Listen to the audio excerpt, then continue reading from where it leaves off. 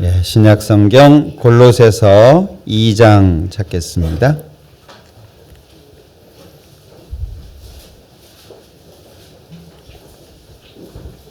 골로새서 2장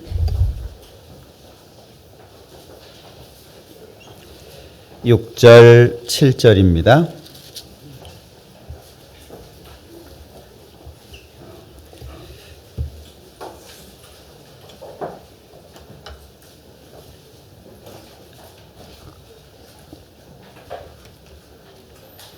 골로새서 2장 6절 7절 천천히 같이 읽겠습니다. 그러므로 너희가 그리스도 예수를 주로 받았으니 그 안에서 행하되 그 안에 뿌리를 박으며 세움을 입어 교훈을 받은 대로 믿음에 굳게 서서 감사함을 넘치게 하라. 목요일부터 특별 집회라는 이름으로 같이 시간을 가졌습니다. 올 하반기에도 한 번 더 있는데요. 많은 분들이 더 함께 했으면 좋았겠다라는 아쉬움도 있었고요. 또 말씀을 들으시는 분들이 또 하나님의 말씀 앞에 은혜를 얻고 또 마음이 새로워지는 그런 경험을 하는 모습을 보면서 우리가 늘 말씀을 가까이 하고 있지만 특별히 더 함께 고민하고 생각해 볼 수 있는 시간을 갖는 것이 정말 중요하구나라는 생각도 해봤습니다. 어떤 주제로 할까 고민을 하다가 첫째 날 한 것은 우리 베드로 전서를 했는데요. 그리스도인과 고난에 대해서 같이 생각을 해봤습니다. 원래 제가 개인적으로 이렇게 좀 생각을 해봤을 때는 베드로 전서를 통해서 그리스도인들이 어떤 사람들이냐, 견디는 사람들이다. 그래서 고난이라고 하는 주제를 좀 같이 생각해 봤고요.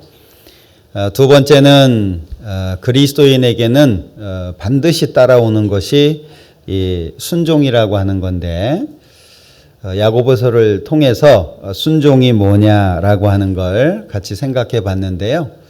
야고보서를 통해서는 그리스도인들이 어떤 사람들이냐, 예수님을 따르는 사람들이다라는 관점을 좀 생각해 봤습니다.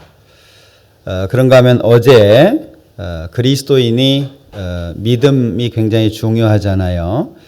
그리스도인과 믿음에 대해서 히브리서 11장을 중심으로 같이 생각을 해봤습니다. 그래서 이 히브리서 11장을 통해서는 그리스도인들이 어떤 사람들이냐, 바라보는 사람들이다.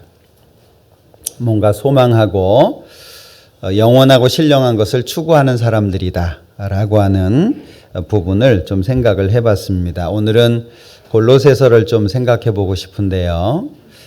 이 골로새서는 예수님을 주인공으로 하고 있기 때문에 보통 이 감옥에서 기록한 서신이라고 해서 옥중 서신이라고 알려져 있는 것이 에베소서, 빌립보서, 골로새서, 그 다음에 빌레몬서 이 네 권을 옥중 서신이라고 구분을 하고 있는데요. 에베소서가 교회가 무엇이냐라고 하는 걸 말씀하고 있다면 빌립보서는 교회 안에서 교제라고 하는 것이 이루어지는데 그 교제가 뭐냐라고 하는 걸 말씀한 게 빌립보서입니다. 그런가 하면 골로새서는 교회의 주인이 되시고 교제의 중심이 되시는 분이 그리스도인데 그 그리스도가 누구냐라고 하는 걸 말씀한 것이 골로새서입니다. 비록 4장밖에 되지 않지만 골로새서 내용 자체가 쉽지 않기 때문에 우리가 이 골로새서를 좀 마음속에 깊이 생각하고 많은 은혜를 얻을 수 있다면 우리의 신앙의 삶이 훨씬 더 힘차게 될 것이고 어떤 상태에 놓여 있다라고 할지라도 우리가 가지고 있는 믿음이 결코 흔들리지 않을 거다 라고 하는 생각이 듭니다. 그래서 오늘은 골로새서를 통해서 그리스도인들이 어떤 사람들이냐? 소유한 사람들이다. 다시 말하면 그리스도를 소유한 사람들을 생각을 좀 해보고 싶습니다. 교회 종교적인 어떤 측면 이것이 아니라 예수님을 실제 소유하고 있는 사람들, 그들을 그리스도인이라고 부른다는 거죠. 그래서 크리스찬이라고 하는 말은 그리스도가 그 속에 살고 있는 사람이다, 그런 뜻이잖아요. 그러니까 크리스찬이라고 하는 말, 그리스도인이라고 하는 말 자체가 교회를 다니고 종교적인 의미가 아니라 예수님을 실제 소유하고 있는 사람이라는 의미이기 때문에 오늘 골로새서를 좀 같이 생각을 해보려고 합니다. 다 말씀을 드리기는 어렵고 그래서 1장과 2장을 중심으로 해서 몇 가지 좀 생각을 해보려고 하는데요. 중요한 것은 말씀을 듣는 것도 중요하지만 들은 말씀을 자기가 실제 확인해보고 그것을 고민해보고 답을 얻는 것이 중요합니다. 말씀을 듣고 지나쳐버리면 우리는 잊어버리잖아요. 우리는 거울을 보고 그 씻을 것을 발견했는데도 불구하고 돌아서서 잊어버리는 사람이 되면 안 되겠잖아요. 우리는 말씀을 듣고 실행하는 사람이 돼야 되기 때문에 반복해서 고민하고 반복해서 읽고 묵상하는 것은 굉장히 중요하리라고 봅니다.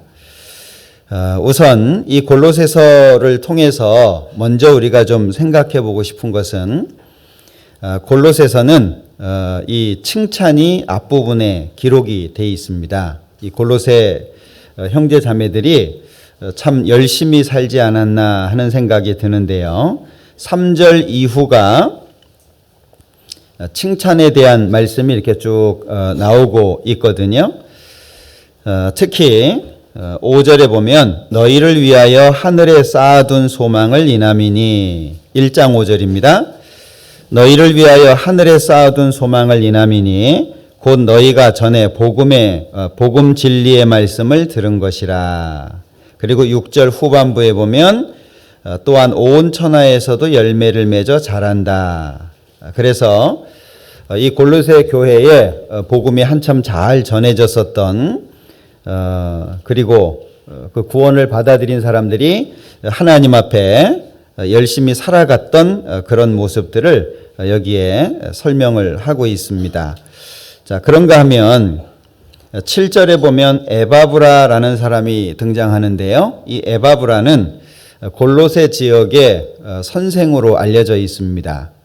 그래서 7절에 보면 이와 같이 우리와 함께 종된 사랑하는 에바브라에게 너희가 배웠나니 그는 너희를 위하여 그리스도의 신실한 일꾼이요 성령 안에서 너희 사랑을 우리에게 고한 자니라. 그래서 이 에바브라에 대한 내용이 4장에도 한번 언급이 되거든요.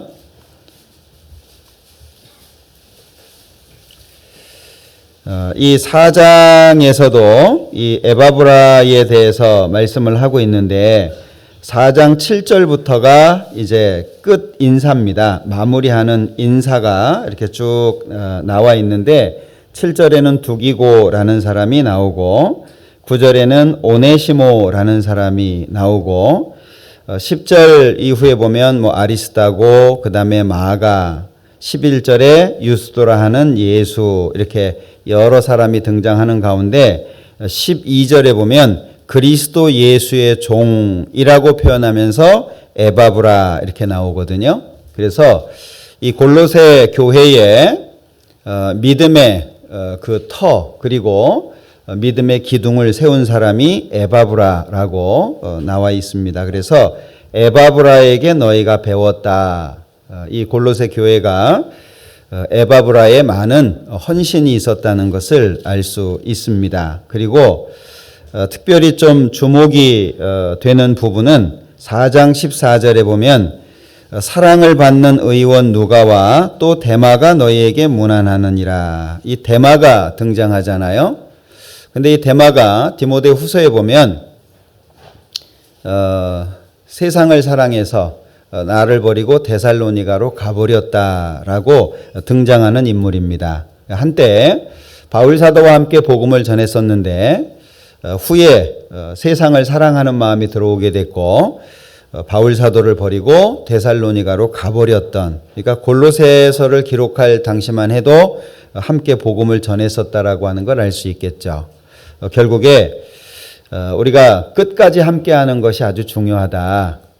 잠깐 복음을 위해서 쓰여지는 사람도 있지만 그러나 주님 오실 때까지 쓰여지는 것이 중요하고 우리의 경주는 단거리가 아니라 장거리이기 때문에 끝까지 완주하는 것이 중요하다.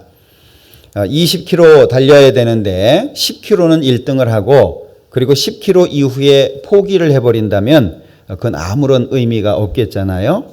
그래서 끝까지 완주하는 것이 중요하다라는 생각도 해봤습니다.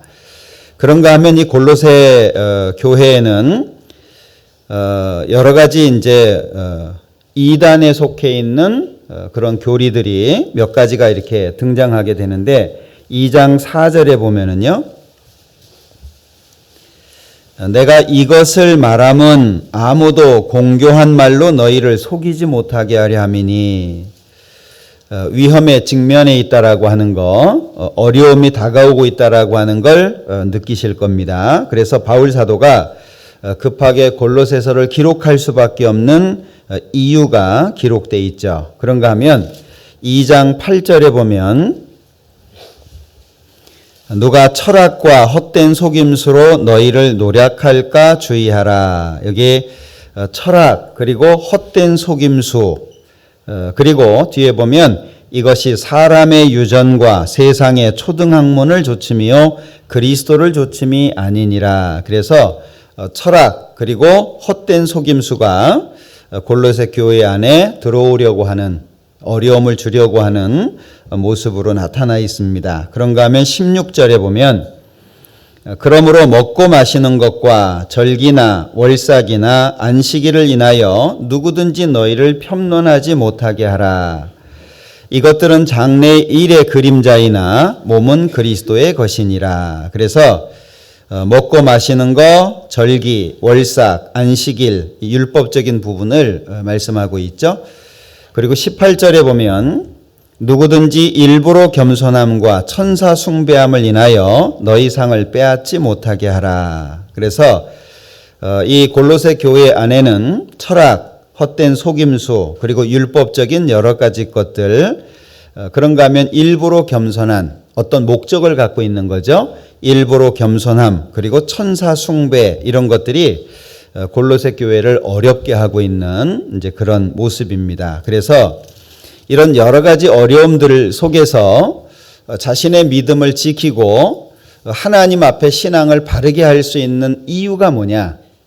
어떻게 하면 이런 여러 가지 어려움들을 이겨내고 하나님 앞에 바른 믿음, 바른 신앙을 가질 수 있겠냐? 그 요지가 골로새서입니다. 그래서 골로새서의 가장 핵심이라고 할 수 있다면 예수 그리스도입니다. 여러 가지 어려움, 여러 가지 어떤 고통, 고난, 어떤 역경 속에서 자신을 지킬 수 있는 아주 중요한 부분, 그것이 바로 예수 그리스도. 그래서 2장 2절에 보면 이는 저희로 마음의 위안을 받고 사랑 안에서 연합하여 원만한 이해의 모든 부요에 이르러 하나님의 비밀인 그리스도를 깨닫게 하려 함이라. 하나님의 비밀인 그리스도. 그래놓고 3절에 보면 그 안에는 지혜와 지식의 모든 보화가 감추어 있느니라. 예수님을 하나님의 비밀이라고 설명하고 있죠.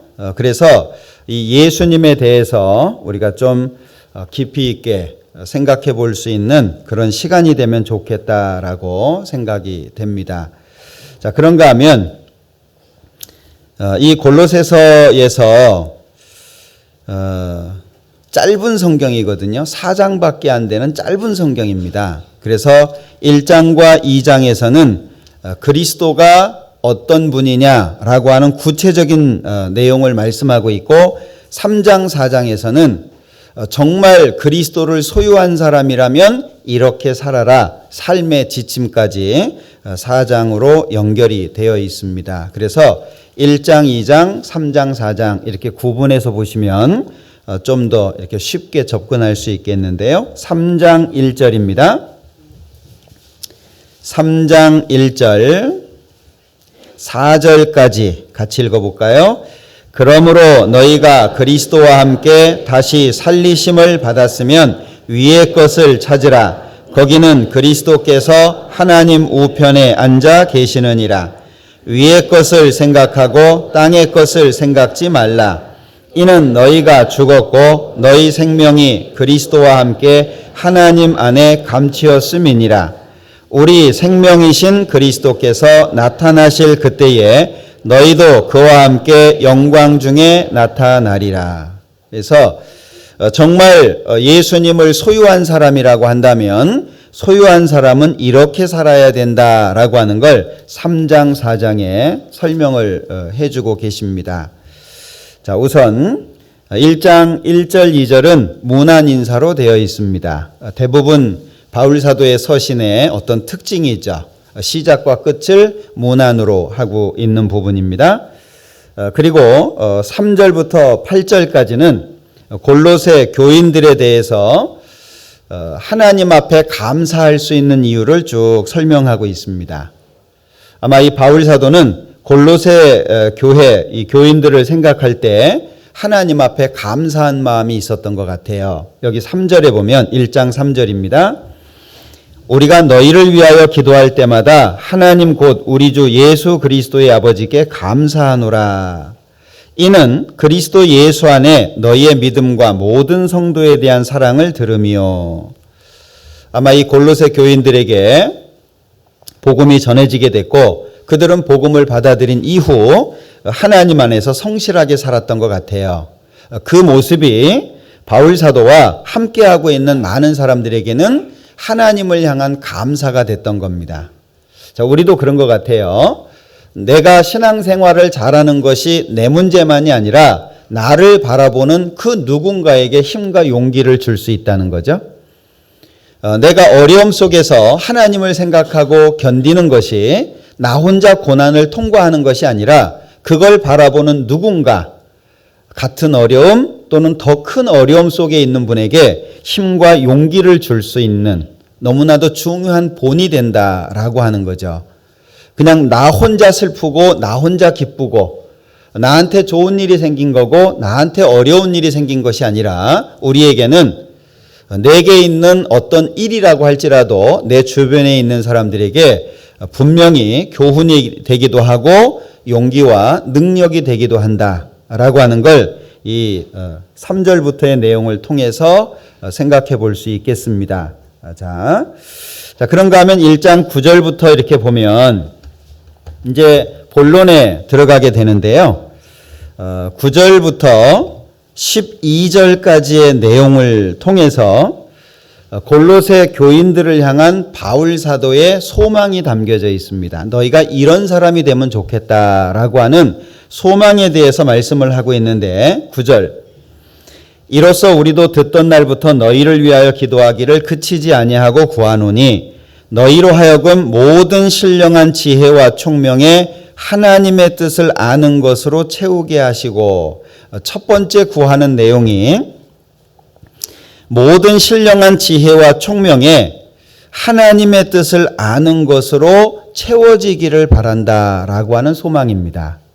이거는 아마 우리 모든 사람의 소망이지 않을까라는 생각이 듭니다. 하나님에 대해서 구체적으로 알고 하나님의 지혜를 더 많이 소유할 수 있다면 이것은 우리의 소망인 것처럼 이 바울 사도는 골로새 교인들이 이렇게 되기를 간절히 소망했다라고 하는 거죠. 10절에 보면 주께 합당히 행하여 범사에 기쁘시게 하고 앞부분에는 신령한 지혜와 총명에 하나님의 뜻을 아는 것으로 채워지는 것을 말했다면 10절에서는 주께 합당히 행하는 것을 말씀하고 있죠. 그러니까 채워지는 것은 목적이 행하는 것이다 라고 하는 거죠.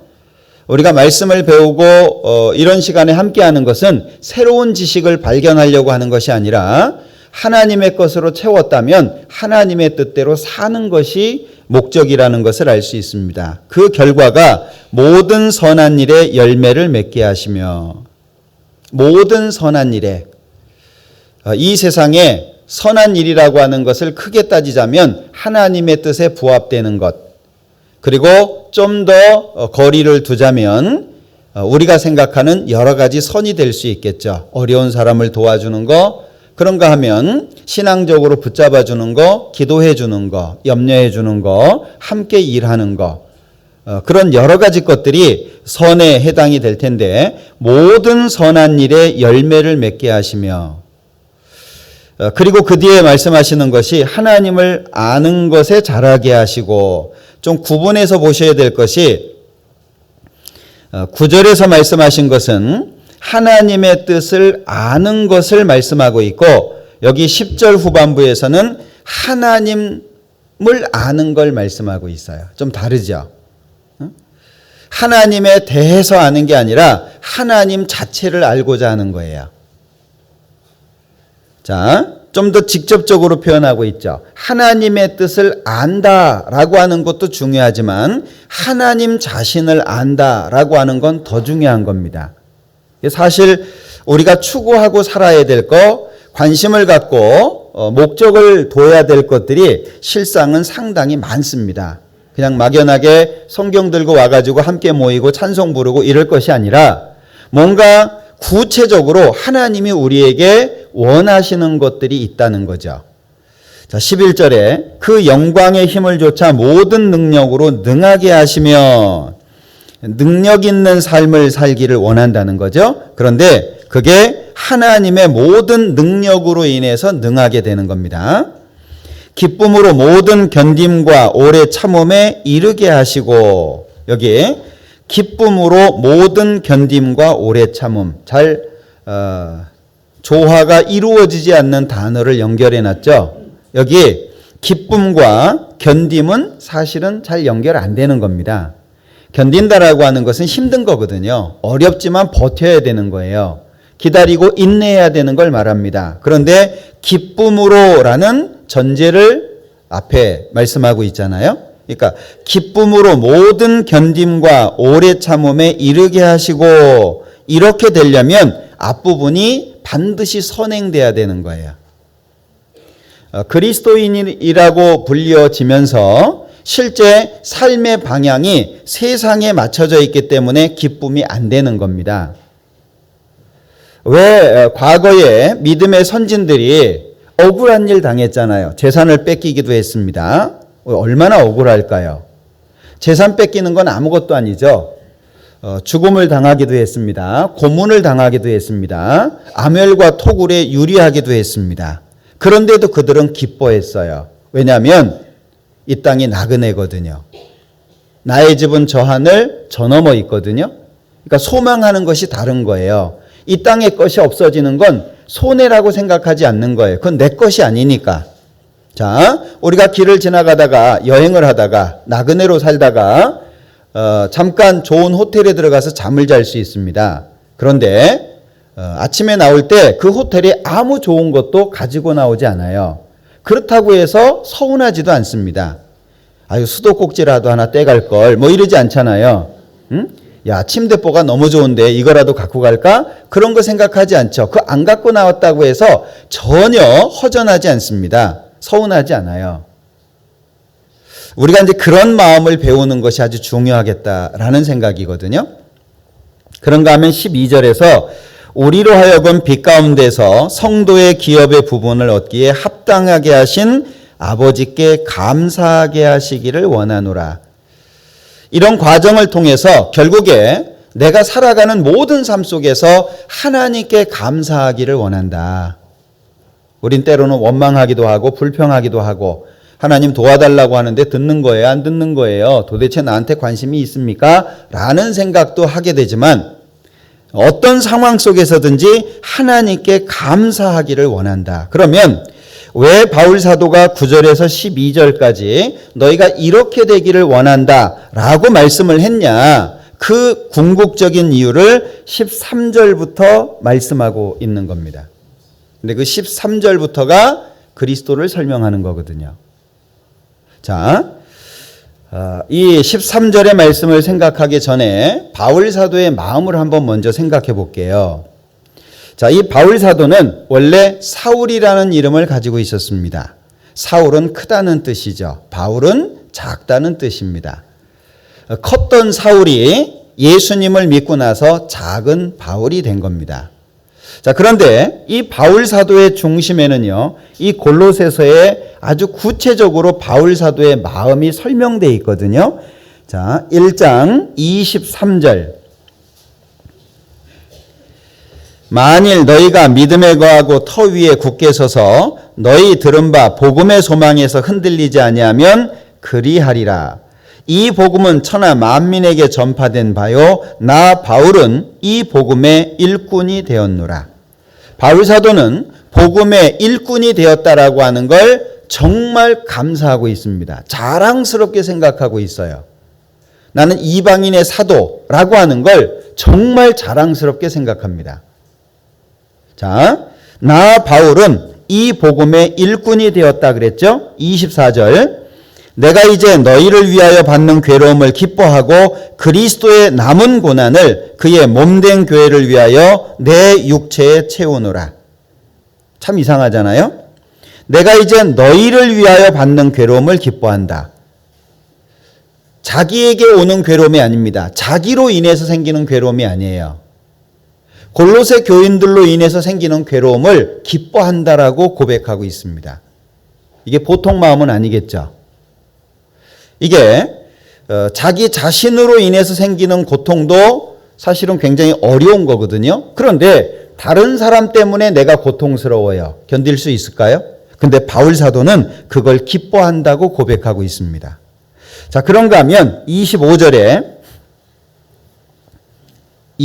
보면 내가 교회 일꾼 된 것은 하나님이 너희를 위하여 내게 주신 경륜을 따라 하나님의 말씀을 이루려 함이니라. 하나님께서 바울 사도에게 주셨던 그것을 완성하기 위해서 바울 사도는 모든 걸 다 헌신했다는 것을 고백하고 있는 거거든요.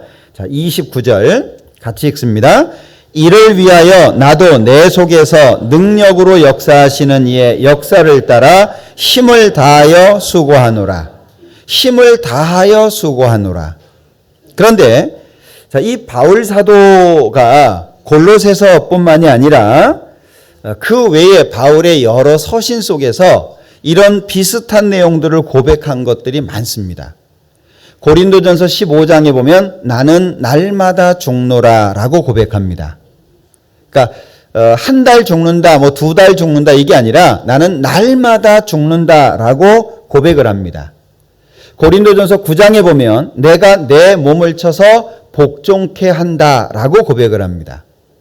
자기의 몸을 쳐서 복종을 시킨다. 마치 말에게 재갈을 물려가지고요, 억어 시키잖아요. 그죠? 말을 안 들으니까 말을 잘 듣게 하기 위해서 걸잖아요.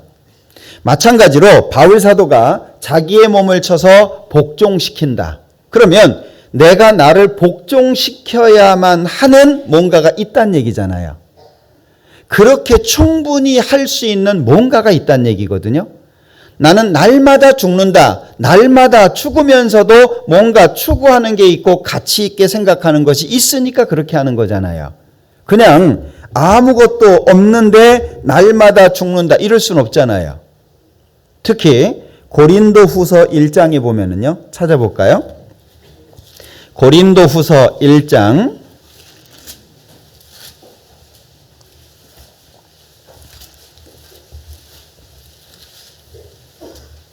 8절입니다. 형제들아 우리가 아시아에서 당한 환난을 너희가 알지 못하기를 원치 아니하노니 심에 지나도록 심한 고생을 받아 살 소망까지 끊어지고 우리 마음에 사형 선고를 받은 줄 알았으니 이는 우리로 자기를 의뢰하지 말고 오직 죽은 자를 다시 살리시는 하나님만 의뢰하게 하심이라. 10절에 그가 이같이 큰 사망에서 우리를 건지셨고 또 건지시리라. 자, 여기에 아시아에서 당한 환난, 구체적인 기록은 없습니다. 그러나 이 아시아 지역을 전도하는 가운데에서 사도행전을 보면 얼만큼 어려움을 경험했는지를 생각해 볼 수 있는 사건들은 있어요. 그러나 일일이 거론하지 않고 있습니다. 아시아에서 당한 환난인데 그 환난이 얼마나 컸냐? 힘에 지나도록 심한 고생이라고 표현합니다. 그 결과 살 소망까지 끊어졌대요. 아, 이제 주님 앞에 가는구나. 이제 가는구나. 난 죽는구나. 라고 하는 걸 생각했다는 거죠. 9절에 우리 마음에 사형 선고를 받은 줄 알았다. 그래서 고린도전서 4장에 보면 하나님께서 바울 사도를 미말에 두셨다 이렇게 표현하거든요. 미말, 꼬랑지입니다. 꼬랑지. 제일 끝부분. 제일 끝부분, 가치 없는, 보잘것없는 하나님이 바울 사도를 미말에 두셨고 천사와 사람에게 구경거리가 되게 하셨다.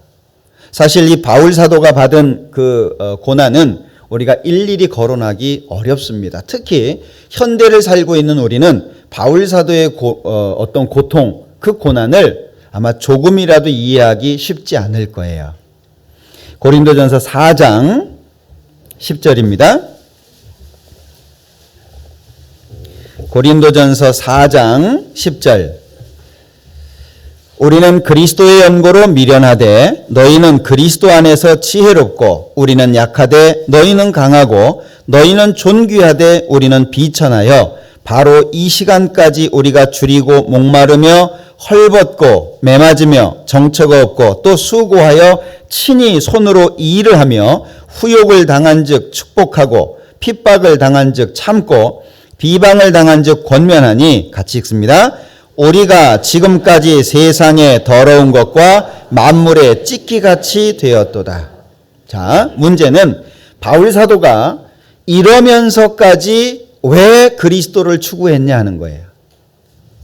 이러면서까지. 여러분들 이 말씀을 대하면서 바울 사도가 측은하십니까? 만약에 바울 사도가 측은하시다면 불쌍한 사람이에요.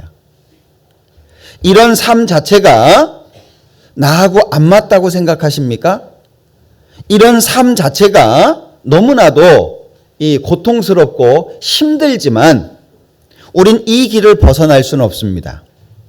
지금도 이 당시에 받는 환난, 역경, 고난과 비교할 수 없지만 지금도 우리가 어려워할 수 있는 그 힘든 일들이 있어요. 그런데 그런 힘든 일들 속에 살면서 자신이 처량스럽습니까? 어떻습니까?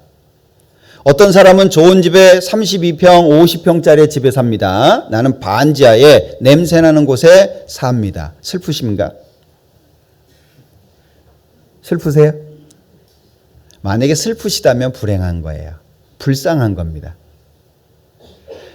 고린도전서 15장에 부활이라고 하는 걸 말씀하시면서 이렇게 얘기합니다. 이 고린도전서 15장은 부활에 대한 말씀이잖아요. 한번 찾아볼게요.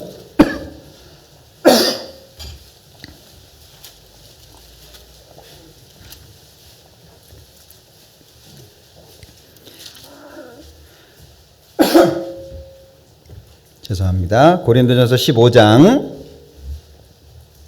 19절입니다. 만일 그리스도 안에서 우리의 바라는 것이 다만 이 생뿐이면 모든 사람 가운데 우리가 더욱 불쌍한 자리라. 소리가 이상해졌네요. 그죠? 제 목소리가 이상해진 건가요? 자, 만일 그리스도 안에서 우리의 바라는 것이 다만 이 생뿐이면, 이 세상뿐이라고 한다면 모든 사람 가운데 우리가 더욱 불쌍한 자다. 우리가 정말 불쌍한 자다. 어떻게 사십니까? 우리가 세상 사람들처럼 살지 못하고 현재 기도하고 있지만 저도 견뎌야 되죠. 예, 어렵습니다. 하나님이 듣지 않으시는 것 같아요. 오랜 시간 신앙생활했지만 삶이 바뀌지 않습니다. 기도한다고 가난했던 사람이 하루아침에 부자가 되는 건 아니에요. 병약했던 사람이 기도했다고 해서 그 다음날 낫는 것도 아닙니다. 어쩌면 주님 오실 때까지 아플 수도 있고 어쩌면 주님 오실 때까지 가난할 수도 있어요. 그것이 불행하다고 생각되십니까? 만약에 그렇다면 그분은 진짜 불쌍한 분이에요. 마치 이 세상에 뭔가 조금 갖고 있다라고 해서 뭔가 소유하고 있다고 생각하고 있다면 그것은 불행한 겁니다. 우린 다 알잖아요. 세상 사람들이 다 인정할 수 있는 진리 아시죠? 사람은 반드시 모두 다 죽는다는 거예요. 이 세상에 있는 그 어떤 거 아무것도 손에 가지고 가지 못합니다. 그런데 조금 좋은 차 있다고 차 때문에 뻐긴다면 불쌍하지 않겠어요? 그 집 결국에 자기 것이 되지 않는데 그 집 좀 크다고 그것 때문에 뻐긴다면 불쌍하지 않겠습니까?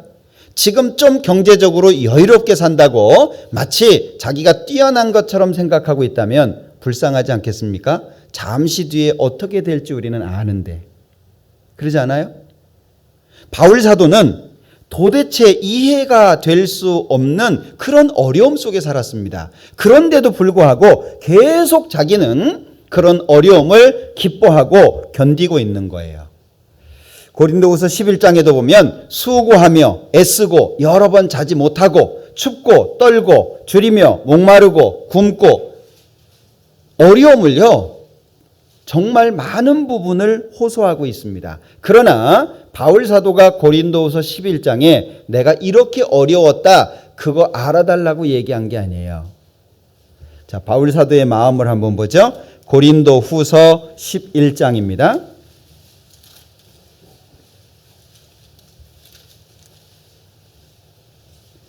27절 또 수고하며 애쓰고 여러 번 자지 못하고 줄이며 목마르고 여러 번 굶고 춥고 헐벗었노라.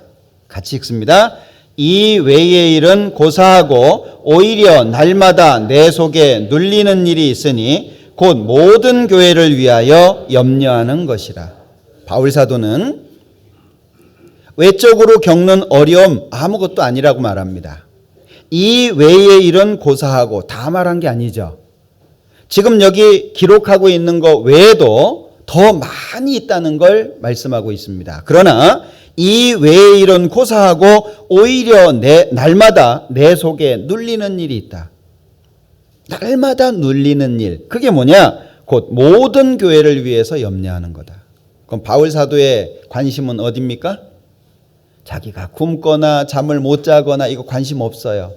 오직 관심이 뭡니까? 교회를 위해서, 복음을 위해서, 하나님이 자기에게 주신 그 사명에 대해서. 사도행전 20장 보겠습니다. 이 바울 사도에게 주신 사명이 있잖아요. 자, 20장 24절 나의 달려갈 길과 주 예수께 받은 사명 곧 하나님의 은혜의 복음 증거하는 일을 마치려 하면은 나의 생명을 조금도 귀한 것으로 여기지 아니하노라. 자기 생명조차 초월할 수 있는 마음을 갖고 있습니다. 참 이런 거 보면 부럽지 않습니까? 야, 나도 저렇게 살 수 있다면 얼마나 좋을까.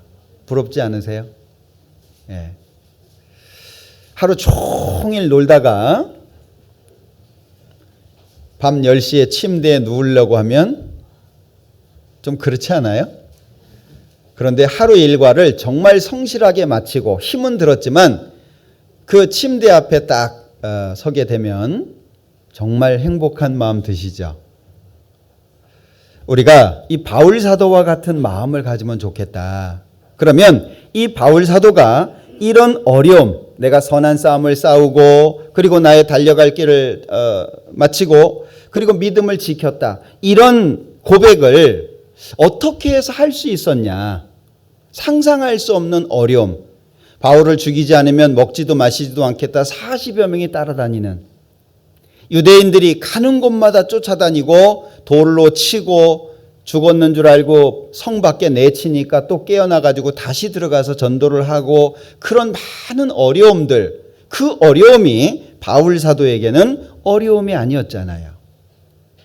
어떻게 해서 그럴 수 있었을까? 그걸 고백하는 것이 골로새서 1장 13절부터라는 거예요.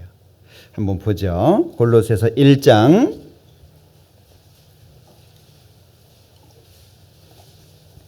13절입니다. 14절까지 같이 읽어보죠. 그가 우리를 흑암의 권세에서 건져내사 그의 사랑의 아들의 나라로 옮기셨으니 그 아들 안에서 우리가 구속 곧 죄사함을 얻었도다. 저기 그가 앞부분에 하나님을 받고 있죠. 하나님께서 우리를 흑암의 권세에서 건져내서 그의 하나님의 사랑의 아들의 나라로 옮기셨습니다. 천국을 아들의 그 사랑의 아들의 나라 이렇게 표현하고 있잖아요. 아들의 나라도 보통이 아닌데 그 앞에 사랑이라고 하는 걸 붙여놓고 있습니다. 자, 흑암의 권세에서 건져져서 사랑의 아들의 나라로 옮겼는데 14절에서는 그 아들 안에서 이루어졌대요. 그리고 뒤에 말씀하시는 것은 구속 곧 죄사함을 말씀합니다. 그러면 바울 사도가 9절부터 12절까지 골로새 교인들에게 너희가 이런 사람이 됐으면 좋겠다라고 권고하고 있는데 그 권고하는 이유가 뭐냐? 그리스도 때문에 그렇다 그 얘기예요.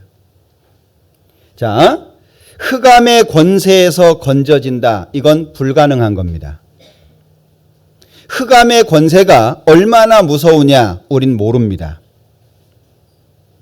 하나님이 얼마나 두려운 분이냐? 모릅니다. 하나님께서 얼마나 무섭지? 아시는 분 계십니까? 저도 가늠해 봐도 잘 모르겠어요. 두려운 분이라는 건 생각하겠지만 그 하나님의 두려움이 얼만큼인지는 저는 모릅니다. 아시나요? 그런데 그 흑암의 권세, 하나님의 모든 진노가 쏟아지는 그곳에서 건져졌다는 거예요. 그런데 어떻게 건져졌냐? 14절에 그 아들 안에서. 아들 때문에 건져졌다는 거예요.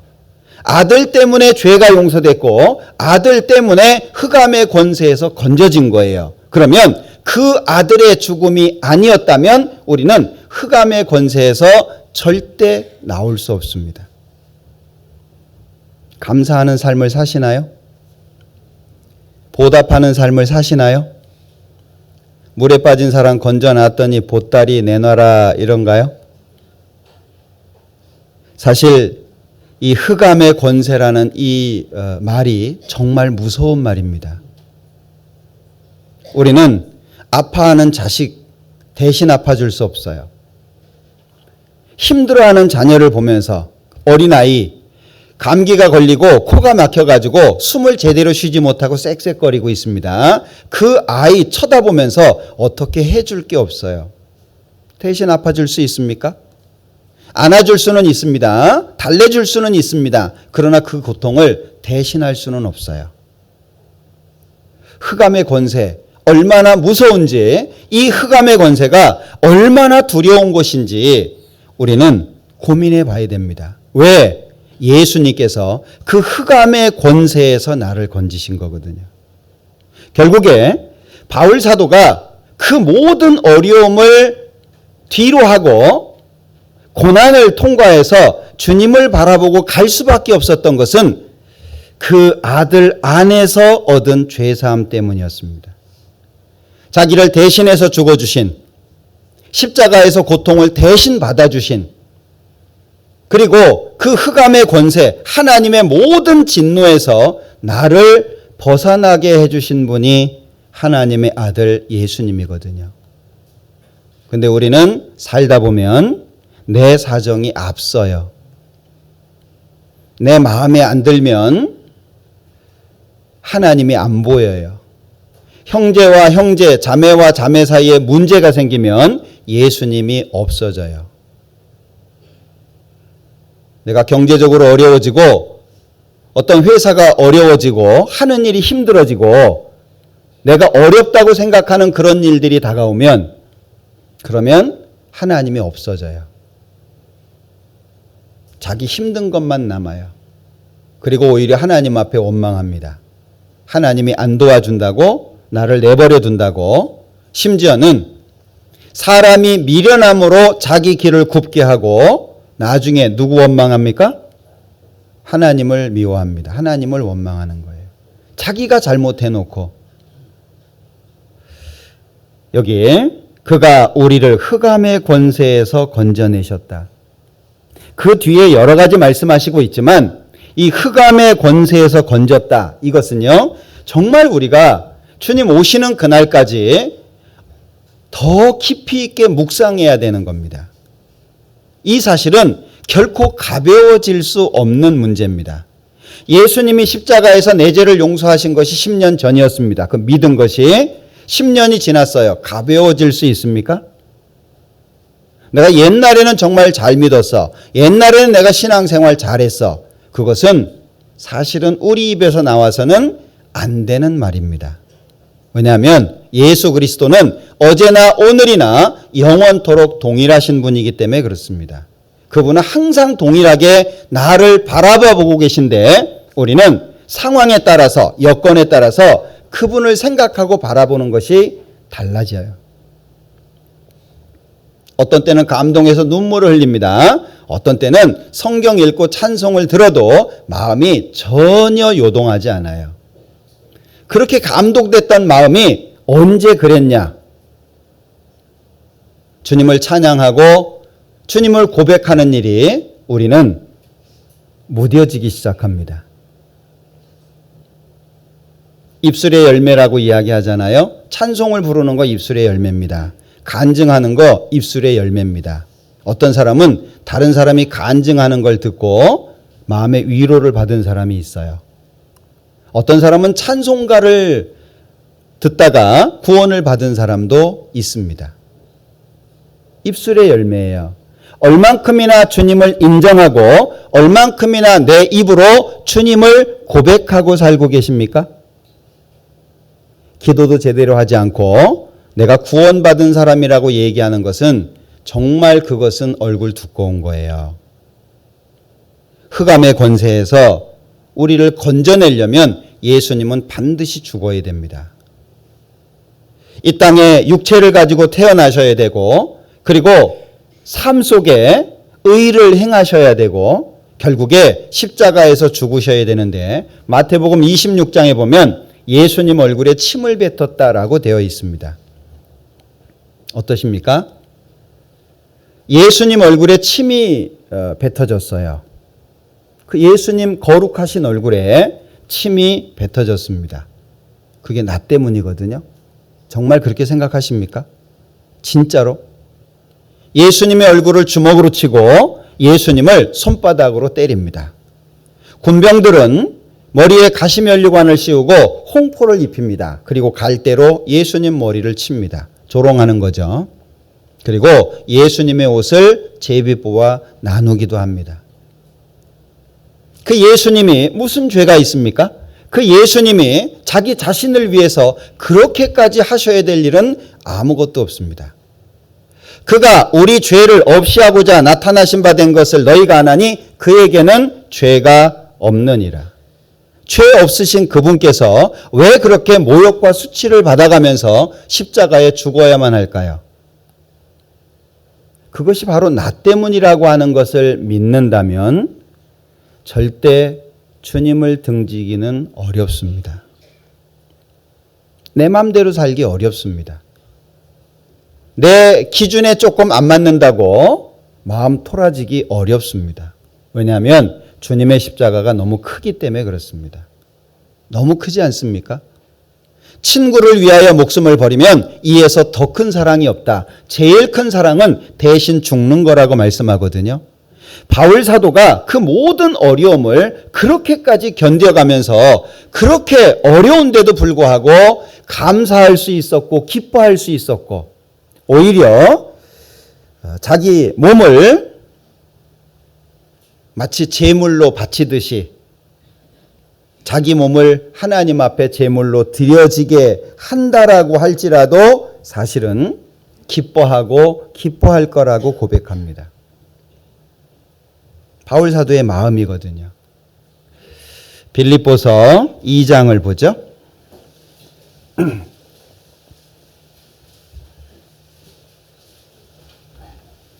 빌립보서 2장 17절입니다. 같이 읽어보죠. 만일 너희 믿음의 제물과 봉사 위에 내가 나를 관제로 드릴지라도 나는 기뻐하고 너희 무리와 함께 기뻐하리니. 관제라고 하는 건 구약에는 전제라고도 표현하고 있는데 쏟아 붓는 겁니다. 제단 앞에 피를 쏟아 붓듯이 완전히 쏟아 붓는 겁니다. 만일 너희 믿음의 제물과 봉사 위에 내가 나를 관제로 드릴지라도 나는 기뻐하고 너희 무리와 함께 기뻐하리니. 이런 기쁨이 도대체 어디에서부터 왔을까? 그것을 골로새서 1장 13절 14절에서는 흑암의 권세에서 건져주신 예수님이라고 고백하고 있는 거예요. 우리에게도 동일하게 흑암의 권세에서 건져주신 예수님 마음속에 있으십니까? 이거는 누구한테 드러내기 위해서 누구한테 알아달라고 이야기하는 것이 아니에요. 개인적으로 정말 예수님 앞에 나 1대1의 관계 속에서 내 것으로 소유하는 것이 중요한 겁니다. 잠시 잠깐이면 오실리가 오시리니 지체하지 아니하시리라. 우리는 그분을 기다립니다. 그런데 대책 없이 기다릴 수는 없잖아요. 준비가 안 돼 있는데 기다리는 것은 어리석은 거 아니겠습니까? 준비하는 게 우선이잖아요. 혹시 우리 서울 강서교회 형제 자매님들은 옆에서 인정해 주기 때문에 어떤 목사님이 구원받았다고 해줬기 때문에 또는 말씀 몇 번 들었기 때문에 말씀을 듣다가 눈물이 나고 감동이 되고 뭔가 예수님에 대해서 좋은 마음이 됐기 때문에 구원이라고 생각하시는 분이 없기를 바랍니다. 서울 강서교회 나온다고 해서 다 천국 가는 거 아닙니다. 개인적인 거예요. 정말 예수님을 개인적으로 내 마음의 구주로 모시는 것이 중요한 겁니다. 함께 신앙생활했다. 함께 같은 구역에 있었고 같이 봉사했고 같이 있었다는 이유만으로 절대 천국 갈 수 없습니다. 천국은 예수님께서 나에게 구주가 되셔야 돼요. 내 죄를 영원히 용서하신 분이 돼야 되고 그 예수님을 개인적으로 내가 받아들여야 됩니다. 그렇지 않으면 이 자리에 아무리 있어도 주님 오시는 날까지 한 모임에도 빠지지 않았다라고 할지라도 천국 절대 못 갑니다. 사람의 인정이 중요한 건 아니에요. 하나님 앞에 이 흑암의 권세에서 건져주신 예수님이 내 마음속에 참으로 나의 구세주로 계신지 확인해 보는 것이 필요할 겁니다. 그런데 15절에 보면 골로새서 1장 15절입니다. 13절 14절에서는 아들을 말했는데 15절에서는 그는 보이지 아니하시는 하나님의 형상이요. 14절까지는 아들이라고 얘기를 했거든요. 그런데 15절에서는 그는 보이지 아니하시는 하나님의 형상이랍니다. 하나님 자신인 거예요. 하나님 말고는 죄를 깨끗게 하실 수 있는 분이 없습니다. 하나님 외에 누가 죄를 사하겠느냐? 맞는 말입니다. 유대인들 알고 있었습니다. 그런데 몰랐던 것이 있었어요. 예수님께서 죄를 사하는 권세를 갖고 계셨다라고 하는 걸 유대인들은 알지 못했습니다. 자, 어떻게 생각되십니까? 하나님께서 이 땅에 오셔서 내 대신 죽었대요. 우주 만물을 창조하신 하나님께서. 그래서 많은 성경 속에서는 예수님의 피가 우리 죄를 용서했다 이렇게 말씀하고 있는데 딱 한 군데에서 하나님의 피가 우리 죄를 용서했다라고 기록하고 있는 곳이 있어요. 사도행전 20장입니다.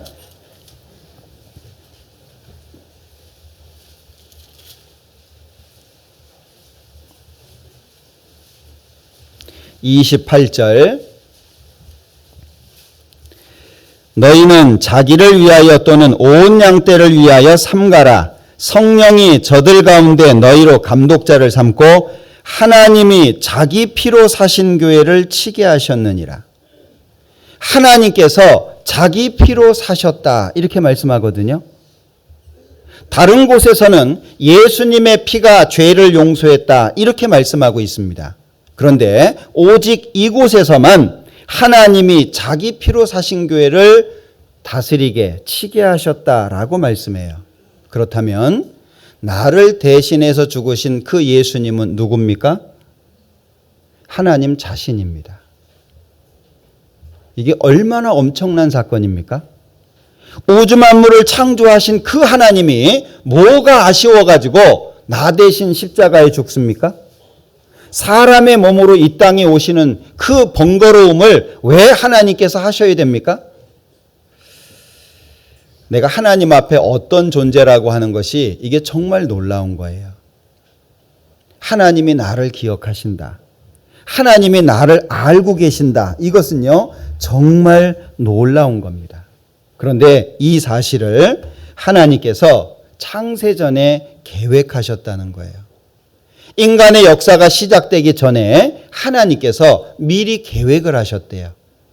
하나님이 이 땅에 육신을 가지고 오시고 그리고 십자가에 죽으시고 그리고 그 사실을 마음속에 믿음으로 하나님 안에 하나님의 자녀가 될 수 있고 천국의 백성이 될 수 있는 그 길을 하나님이 미리 정해 놓으셨다는 거예요.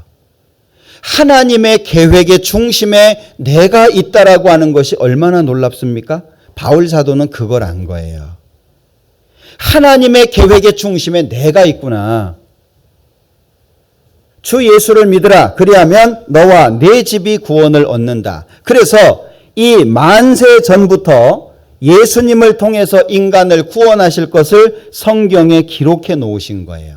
그래서 여기 15절에서는 그는 그 아들은 보이지 아니하시는 하나님의 형상이다. 모든 창조물보다 먼저 나신 자다. 여기 모든 창조물보다 먼저 났다 이러니까 이 예수님을 피조물이라고 생각하는 사람들이 있더라고요. 이거는 먼저 출생했다 그런 뜻이 아닙니다. 여기 의미는 으뜸, 여기 뒤에 나오는데요. 18절에 보면 그는 몸인 교회의 머리라. 그가 근본이요 죽은 자들 가운데서 먼저 나신 자니 이는 친히 만물의 으뜸이 되려 하시며 선제, 장자권을 표현하고 있는 거예요.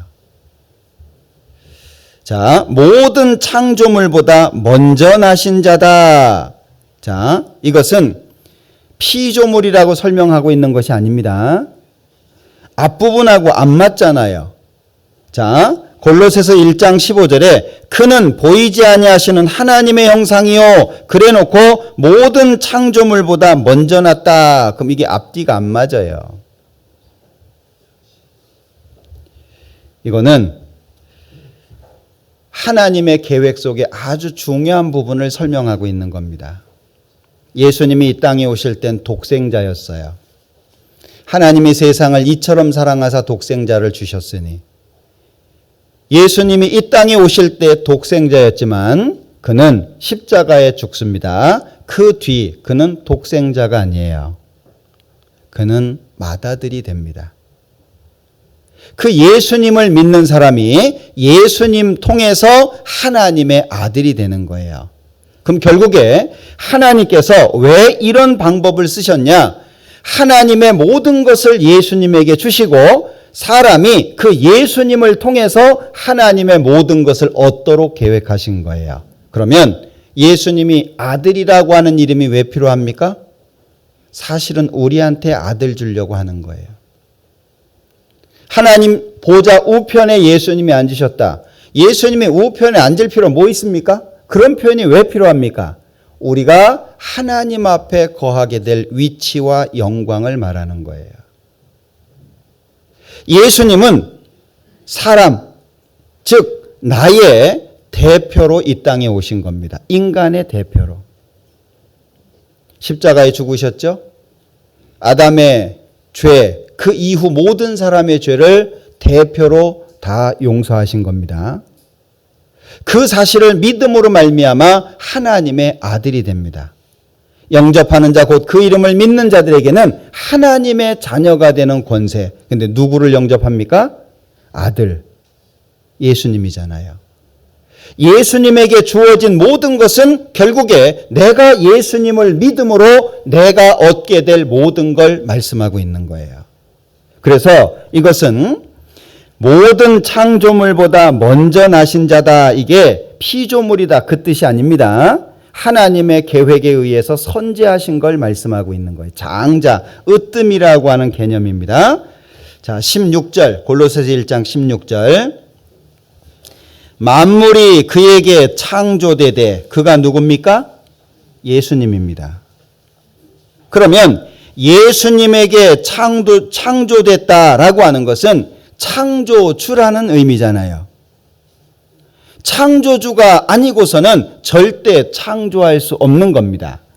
만물이 그에게 창조되되 하늘과 땅에서 보이는 것들과 보이지 않는 것들과 혹은 보좌들이나 주관들이나 정사들이나 권세들이나 만물이 다 그로 말미암고 제1원인이죠.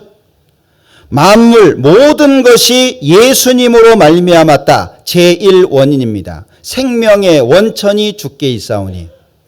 하나님께 생명이 많다 그 얘기가 아니라 생명 자체다 그 얘기잖아요. 하나님은 사랑이시라 사랑이 많다는 얘기가 아니라 사랑 자체다 그 얘기거든요. 제1원인이다 그 얘기예요. 그러니까 다 그로 말미암고 그를 위하여 창조되었고, 창조의 목적이죠. 창조의 목적이 뭡니까? 그를 위하여 창조되었고, 그리고 17절 또한 그가 만물보다 먼저 계시고 선제죠. 만물이 그 안에 함께 섰느니라. 이게요. 만물이 그 안에 함께 섰다. 표현 자체가 애매하지만 만물이 유지되는 것은 하나님의 능력에 의해서입니다. 느헤미야에 보면은요. 느헤미야 9장에 보면 오직 주는 여호와시라. 하나님은 여호와시다. 한 분 참된 신이다. 하늘과 하늘의 1월 성신 있잖아요. 그리고 땅과 땅 위의 만물과 바다와 그 가운데 모든 것을 지으시고 다 보존하시오니, 그게 여기 함께 섰다는 표현입니다. 하나님이 창조하셨을 뿐 아니라 유지하고 계시다 그런 얘기거든요. 하나님이 계시기 때문에 이 만물이 지금의 위치에서 정상적으로 돌아가고 있다 그런 얘기입니다. 그렇다면 분명히 창세기 1장에 태초에 하나님이 천지를 창조하시니라 이렇게 말씀하셨는데, 여기 골로새서에서는 17절 또한 그가 만물보다 먼저 계시고 만물이 그 안에 함께 섰느니라. 누구예요? 하나님이잖아요. 근데 예수님 설명하고 있는 거거든요. 18절 그는 몸인 교회의 머리라. 누굽니까? 예수님이잖아요. 그가 근본이요 죽은 자들 가운데서 먼저 나신 자니 이는 친히 만물의 으뜸이 되려 하시며 아버지께서는 모든 충만으로 예수 안에 거하게 하시고 그의 십자가의 피로 화평을 이루사 만물 곧 땅에 있는 것들이나 하늘에 있는 것들을 그로 말미암아 자기와 화목해 되기를 기뻐하심이라. 그러면 예수님을 통하지 않고서는 하나님과 절대 화목할 수 없는 거죠. 예수님의 십자가가 세워지지 않고서는, 예수님이 고난을 당하지 않으시고서는 하나님과 우리는 절대 화목할 수 없습니다. 다시 말하면 천국 가는 길이 없는 거예요. 이 예수님을 바울 사도는 발견한 거예요. 야, 이 예수님을 통해서 흑암의 권세에서 건져졌구나. 보니까 이분이 하나님인 거예요. 죄를 사하는 권세는 하나님밖에 없습니다. 그러니까 결국에 하나님께서 하시지 않으면 안 되는 거예요. 우리 머리로는 이해가 안 되는 부분이 있을 수 있어요. 우리 머리로는 설명이 잘 안 되는 부분이 있을 수 있어요. 그러나 말씀은 뭘 말하고 있습니까? 그 하나님께서 육체를 가지고 이 땅에 오셔서 나를 건지셨다는 걸 말씀하고 있잖아요. 그러면 이 예수님이 흑암의 권세에서 나를 건져주신 이 예수님이 어떤 분입니까? 우주 만물을 창조하신 그 하나님이에요. 그 하나님이 나를 사랑하시는 겁니다. 그 하나님이 나를 지켜보고 계시는 거예요. 그 하나님이 나를 가장 소중한 존재로 보시는 거예요. 그 하나님께서 나를 건지기 위해서 할 수 있는 모든 걸 다 하신 겁니다. 바울 사도는 이게 너무 엄청난 거예요. 특히 화목해하는 직분을 하나님이 허락하십니다. 자, 여기 21절에 전에 악한 행실로 멀리 떠나 마음으로 원수가 되었던 너희를 이제는 그의 육체의 죽음으로 말미암아 화목해 하사 너희를 거룩하고 흠없고 책망할 것이 없는 자로 그 앞에 세우고자 하셨으니 이게 하나님의 계획입니다. 그리고 그 계획은 세워졌습니다. 이제 그 계획을 내가 마음속에 어떻게 받아들일 거냐. 그래서 23절에 만일 너희가 믿음에 거하고 터 위에 굳게 서서 너희 들은 바 복음의 소망에서 흔들리지 아니하면, 복음의 소망이 무엇입니까? 예수님의 죽음과 부활이잖아요. 고린도전서 15장에 말씀하시는 예수님의 죽음과 부활, 그 복음의 소망에서 흔들리지 아니하면 그리하리라. 이 복음은 천하 만민에게 전파된 바요 나 바울은 이 복음의 일꾼이 되었노라. 바울 사도는 자신의 일생을 바칩니다. 우리는 어떻게 할까요? 나에게 그리스도는 어떤 분인가요? 그리스도인과 그리스도 어떤 관계인가요? 나에게는 예수님이 생명인가요? 아니면 액세서리인가요? 예수님은 나의 전부인가요? 아니면 예수님은 나의 일부인가요? 우리는 고민해야 됩니다. 갈등해야 됩니다. 그리고 결정해야 됩니다. 그리고 결정됐다면 남은 생에 정말 멋지게 살아야 돼요. 진짜 멋지게 살아야 됩니다. 왜냐하면 이건 특권입니다. 기도할 수 있는 거 특권입니다. 헌금할 수 있는 거 특권입니다. 저는 헌금할 때 저축한다고 생각하고 하거든요. 저는 제 것을 드린다고 생각하지 않습니다. 원래 내 것도 아니었지만 특권입니다. 주님을 위해서 살 수 있는 특권이에요. 그 아무에게나 주어지지 않습니다. 구원받지 않은 사람은 구원부터 받아야 됩니다. 정말 내가 예수님의 십자가를 통해서 구원을 받은 사람이라고 한다면 예수님이 나에게 어떤 존재인지 고민하고 마음에 결정하시기 바랍니다. 많은 숫자가 중요한 거 아닙니다. 많은 숫자 때문에 하나님이 역사하시는 거 아닙니다. 서울 강서교회가 많은 사람들이 모여서 함께하고 있지만 그 많은 사람 때문에 하나님이 일하시는 것 절대 아닙니다. 항상 역사 속에서 하나님이 일하시는 이유는 소수입니다. 그 소수가 정말 주님을 위해서 죽기까지 각오하고 주님을 사랑하고 자신을 희생시켜서라도 주님의 영광을 위해서 살려고 하기 때문에 그 소수에 의해서 하나님이 일하시는 거예요. 여러분들은 다수에 들기를 원하십니까? 소수에 들기를 원하십니까? 여러분들은 어린아이처럼 투정 부리면서 신앙생활을 하고 싶습니까? 아니면 정말 성인이 훌륭한 목적을 가지고 고난을 견디는 것처럼 살기를 원하십니까? 늘 누군가가 챙겨줘야 되고 늘 누군가가 돌봐줘야 되고 전화해줘야 되고 모임 있다고 알려줘야 되고 상처난 마음을 위로해줘야 되고 그런 투정 부리는 신앙을 살고 싶으십니까? 그렇다면 다수입니다. 언제까지 투정할 거예요? 그럴 순 없잖아요. 그죠? 소수는 투정 부리지 않습니다. 바울 사도는 자기의 잘못 때문에 어려움을 겪은 게 아니에요. 그러나 우리는 어떻습니까? 나 죄 없어. 나 잘못한 거 없어. 알고 보면 사실은 쌍방과실입니다. 일방적으로 잘못하는 경우는 이 세상에 거의 없습니다. 투정 부리면 안 돼요. 왜냐하면 나에게 그리스도는 생명이거든요. 나에게 그리스도는 전부예요. 내가 죽어서 예수님이 영광스러워질 수 있다면 우리는 죽어야 돼요. 그분은 나를 위해서 죽어주셨거든요. 부모가 자식을 지극히 정성으로 키웠습니다. 자식이 부모에게 효를 행하는 건 당연하지 않습니까? 부모가 정말 먹을 거 안 먹고 아껴서 그 아이를 키워줬다면 그 아이는 효도하는 게 당연하죠. 예수님이 나를 위해서 죽어주신 것이 틀림없다면 나는 예수님을 위해서 살아야 되는 것이 당연한 겁니다. 그거 특별한 거 아니에요. 특별하다고 생각하지 마셔요. 우리는 언제까지 다수로서 살 수는 없습니다. 우리 강서교회 모든 형제 자매님들이 소수에 들기 위해서 살아야 돼요. 신앙생활을 그냥 취미생활로 안 하셨으면 좋겠어요. 이번에 목요일부터 특별 집회를 했습니다. 생활 집회라고 하는 또 다른 이름인데 생활 집회를 했습니다.